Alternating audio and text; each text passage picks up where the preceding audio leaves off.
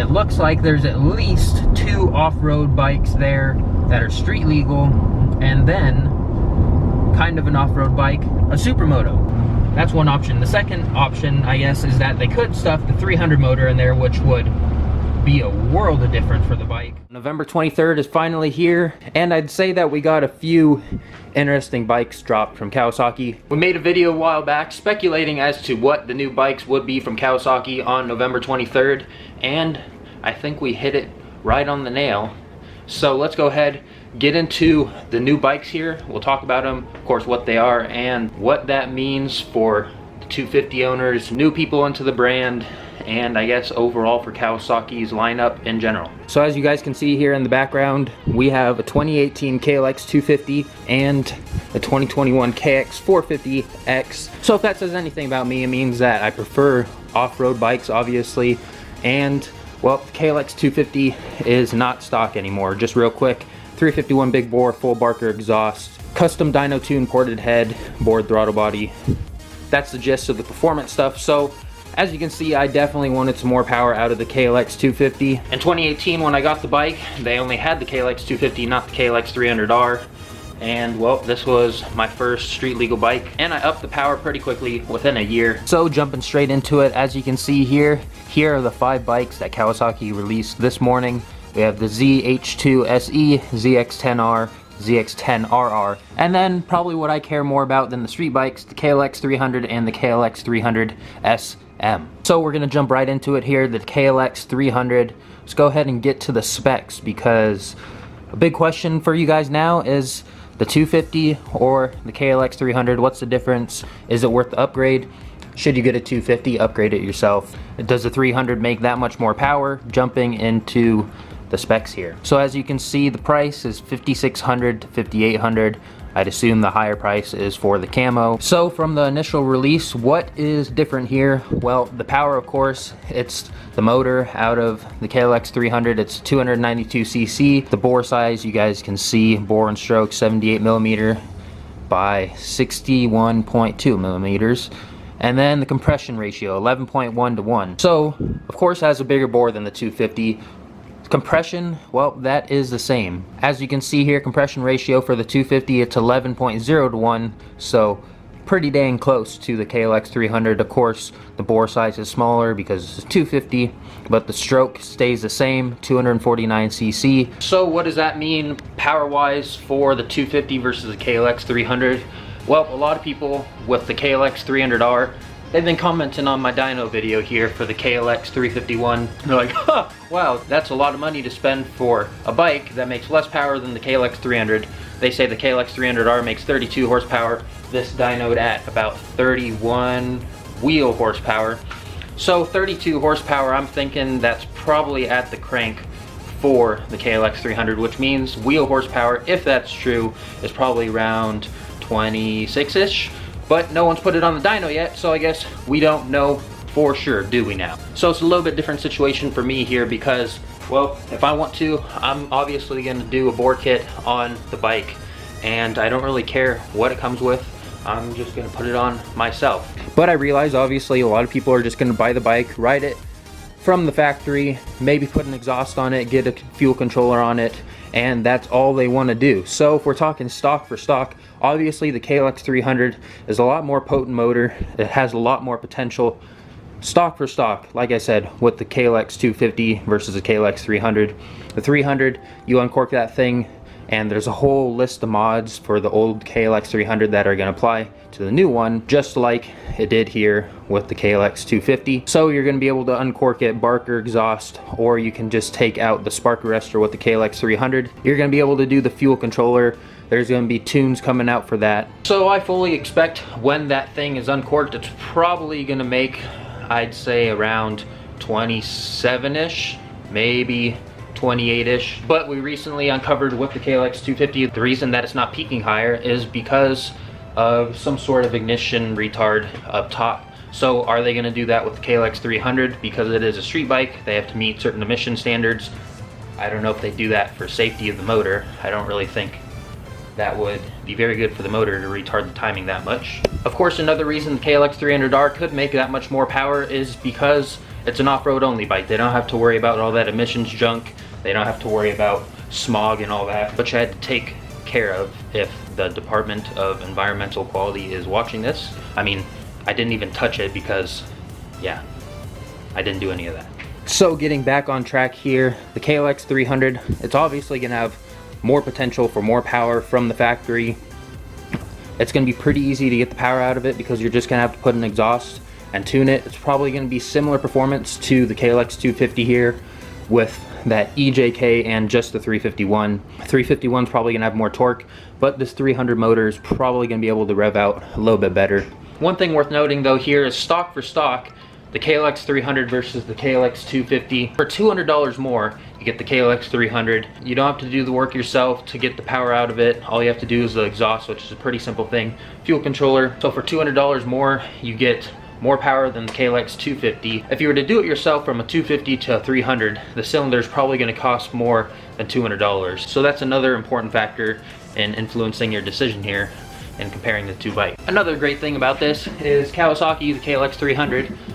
The Yamaha guys aren't gonna have anything to say about, oh, well, the WR makes 28 horsepower uncorked.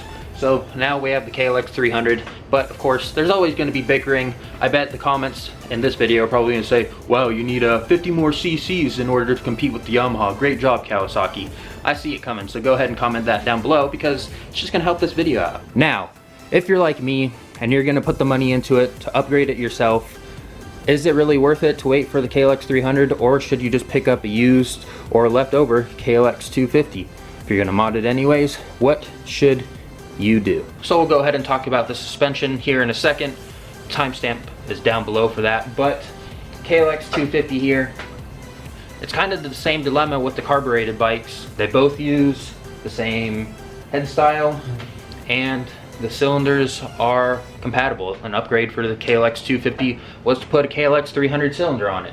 Or you could step up to the 331 by Bill Blue, the 330 by Custom Craft, or the 351 by Bill Blue, which is what I have right here. So motor wise, going for upgrades, they're gonna be very similar, if not identical. But if you're gonna upgrade the bike, if you're gonna do a bore kit on it in the future, and you know you're gonna do that, personally, I would probably get the 250 here if you can get it for cheaper, because if you're gonna toss that cylinder away anyways, you're gonna end up at the same spot if you get a 250 or a KLX300. You can go ahead and port the head, bore the throttle body. Both of them stock have 34mm throttle bodies. You can go ahead and bore that out. So if you're gonna upgrade it anyways, I'd probably stick with the 250 here, because like I said, we're about to get into it right now. There really isn't too much of a difference between the two. With the KLX300R, you get 11.2 inches front and rear for suspension travel, but with the KLX250, you only get 10 inches in the front, 9.1 in the back. I say only. Of course, this is a dual sport, and that's gonna be pretty sufficient for those who are just gonna use this as a dual sport, hit some trails. Of course, not sending it off any big jumps, but that's not to say the suspension isn't any good, because with the proper adjustment, it's about perfect for me for what I use that bike for. So now you may be asking, does the KLX300 get any more suspension upgrades? Well, the KLX300 in comparison here has 10 inches of suspension travel up front and 9.1 in the rear. So that tells you that they are the same. So there's got to be something different. Weight maybe? Well, KLX250 weighs 304.3 pounds, ready to go. The KLX300 weighs 302 pounds. So there you have it. 2-pound weight savings with the KLX300. Fuel capacity, the same, both 2 gallons. Wheelbase 56.3, wheelbase 56.7. So that's probably due to the rake and trail. The rake on the KLX250 is 26.5. As you can see here, trail 4.1 inches. Now with the KLX300, rake 26.7 and 4.2 for the trail. So there you have it. Between the KLX250 and the KLX300, everything is pretty much the same, just a little bit different specs on the rake and trail. Of course, that affects the wheelbase, but the frames are essentially the same. They're going to use this boxed steel here. The big difference here is basically they shoved that KLX300R motor into the KLX250 frame. But is that KLX300R motor going to make the same power as that bike, or is it going to be a little bit detuned for the street? It probably will be a little bit detuned. Alright, here we go. So the big new bike, the KLX300SM It is back. Kawasaki now has a Supermoto for the people to play around on. So the MSRP is going to be $6,000 out the door, probably going to be around $6,700 is my guess. So let's go ahead and get to the specs here. So again, the motor specs, all that is going to apply to the KLX300SM. Probably a little bit different specs for the rake and trail and all that stuff to get the Supermoto dialed in for the tracks and whatnot. But the suspension, let's go ahead and take a look at that, because you'd think it'd be similar to the 250 and the KLX300. But your travel here is actually pretty limited. You're at 9.1 in the front, 8.1 in the rear. Looks like the same adjustments as the KLX300 and 250. Compression up front, compression rebound, and of course your preload in the back. So like I said, pretty similar, but things you guys probably want to know: front tire 110/70/17, rear tire 130/70/17. You can probably step up to 140 in the rear to get that extra width.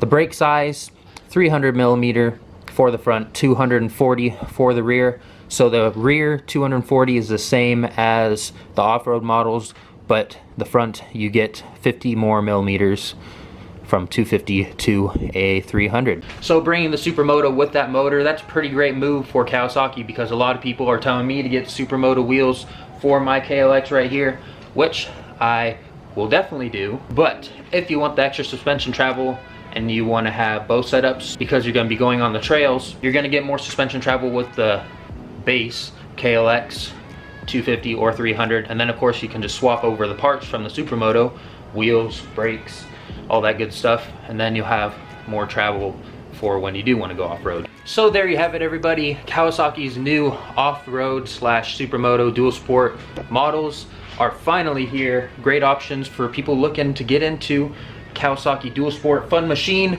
right here. And unfortunately it wasn't KLX450, but that's okay because we got the KX450X here. Let me know your thoughts down below about the new bikes. What do you think about them? Are you excited for them? Are you glad they made them? You think they should have just stuck with the KLX250? Do you want a KLX300?